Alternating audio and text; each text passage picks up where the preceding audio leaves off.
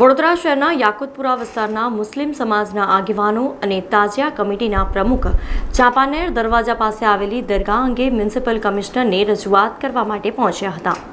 ધાર્મિક દબાણ મુદ્દે વડોદરા શહેરના યાકુતપુરા વિસ્તારના મુસ્લિમ સમાજના આગેવાનો અને તાજિયા કમિટીના પ્રમુખ જાવેદ બાપુ આજે વડોદરા મહાનગરપાલિકાની વડી કચેરી ખંડેરાવ માર્કેટ ખાતે મ્યુનિસિપલ કમિશનર દિલીપ રાણાને મળવા પહોંચ્યા હતા। જ્યાં રજૂઆત દરમિયાન તેમણે ચાંપાનેર દરવાજા પાસે આવેલી યાકુતપુરા ખાતેની દરગાહ અંગે રજૂઆત કરી હતી।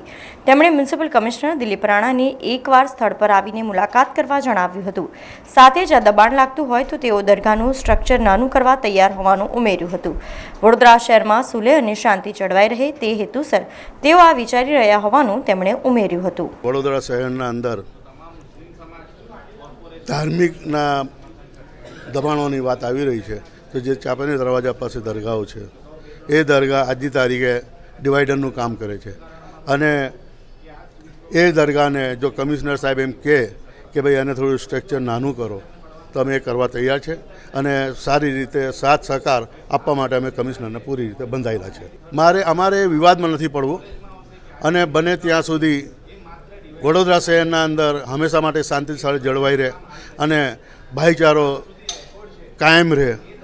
જે હિન્દુ મુસલમાનને જે લડાવવા માંગે છે એવી સમાજને અમે દૂર રાખવા માંગીએ છીએ અને હિન્દુ સમાજ કોઈ હિન્દુને વાંધો નથી કે કોઈ મુસ્લિમને વાંધો નથી। ધાર્મિક સ્થળ હટાવવામાં વાંધો છે ફક્ત જેને